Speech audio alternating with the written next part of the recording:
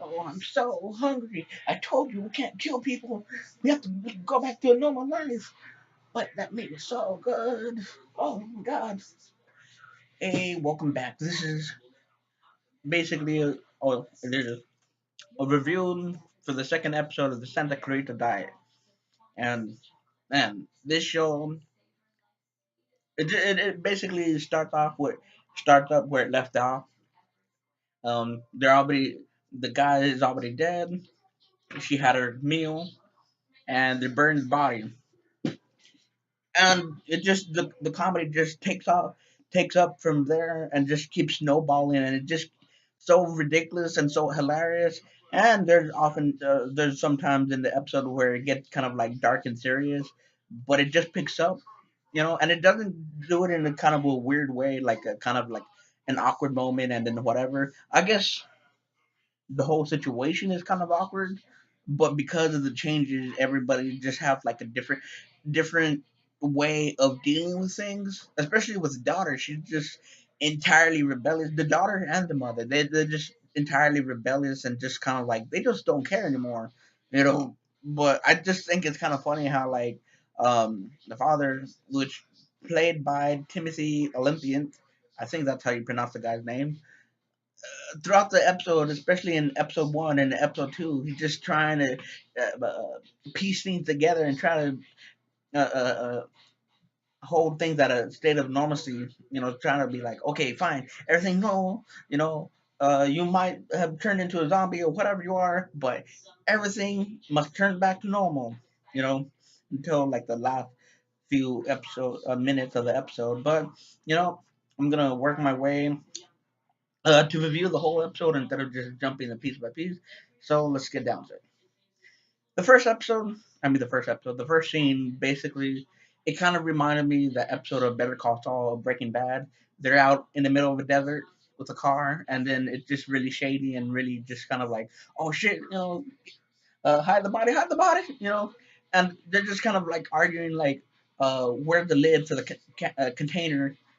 It's just really trivial, really stupid, but yet it works.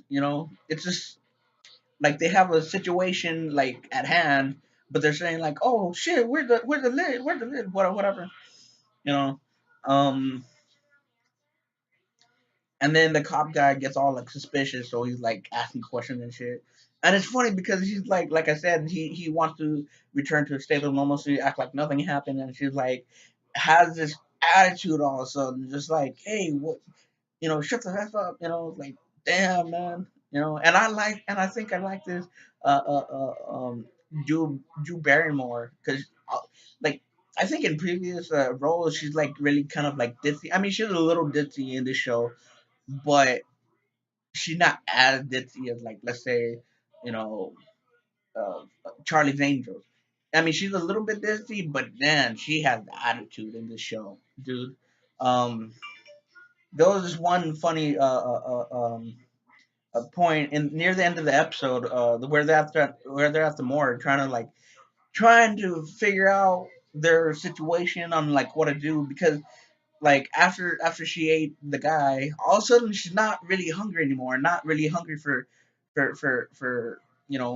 how she was in the first episode. She's like, oh shit, then what now, so they went to the morgue, and then like they have to come up with some crazy ass stories like, yeah, so we want to fuck the body, you know and like actually, like when I seen the episode, it was a lot more funnier. I can't really like recreate that moment now, but it was just so like it just came out of nowhere. The guy had like a deadpan expression. It's like, so you want to fuck the body, and it's like just so ridiculous, um